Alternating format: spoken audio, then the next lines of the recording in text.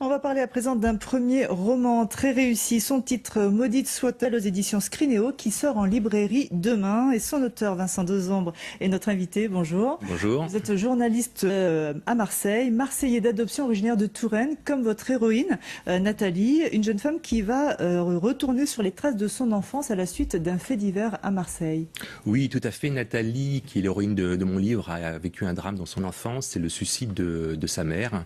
Il y a toujours un fait qu'elle a trouvé étrange, c'est que quelques heures avant le suicide de sa mère, un homme lui a rendu visite, lui a chuchoté quelques mots à l'oreille et reparti.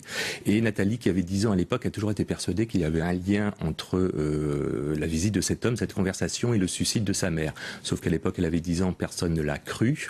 Et le temps passe et 30 ans plus tard, alors qu'elle regarde les actualités à la télévision, la photo de l'homme apparaît, il vient d'être assassiné à Cassis et Nathalie est bouleversée et décide à ce moment-là de retourner sur les traces de son enfance pour découvrir le secret de sa mère. Alors c'est un roman vraiment haletant, mais même si c'est un roman, c'est une histoire qui est inspirée de deux faits réels qui ont marqué l'après-guerre. Tout à fait. Moi, je dirais que cette histoire, donc on est un petit peu dans le polar, mais c'était aussi prétexte pour revisiter certaines affaires qui sont aujourd'hui oubliées et qui ont marqué l'après-guerre, comme l'affaire Finali ou l'affaire Lecause, qui ont défrayé la chronique à ce moment-là, qu'aujourd'hui dont on ne parle plus vraiment.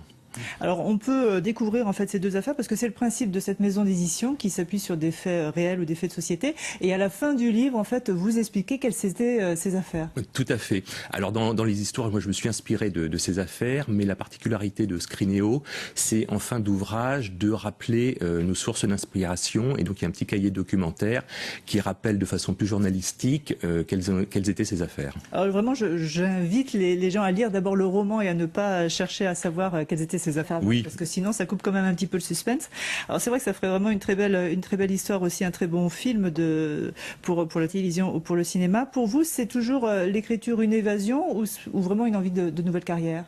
Alors, non, nouvelle carrière, je me fais pas trop d'illusions parce que je pense que c'est difficile de vivre de sa plume. C'était un rêve que j'avais depuis longtemps, sauf qu'il m'a fallu un petit peu de temps pour comprendre qu'entre le rêve et la réalité, il y avait un mot, c'est le mot travail. Et c'est à 40 ans que je me suis dit, là, il faut peut-être y aller. Et effectivement, il faut beaucoup de travail pour écrire un livre. Alors, je précise quand même que le livre est présélectionné pour le Grand Prix Polar de Cognac en novembre. Donc, c'est toujours déjà une bonne nouvelle, un bon début pour un livre. C'est une super nouvelle parce que c'est vrai quand il sort, surtout un premier roman, on sait pas trop si on est à côté de la plaque ou non, et d'avoir cette présélection, donc c'est qu'un début, au moins ça donne un petit peu confiance en soi. Et puis vous aurez l'avis des lecteurs à partir de demain, puisque le livre sort en librairie demain, Vincent Dezombre, donc Maudite soit-elle, aux éditions Scrinéo. Merci d'être venu en parler sur notre plateau. Merci à vous. On va parler peinture. Les peintres Yves Braillère et Bernard Buffet étaient des amis dans la vie. Le musée Braillère des Baux-de-Provence présente une exposition autour de cette amitié.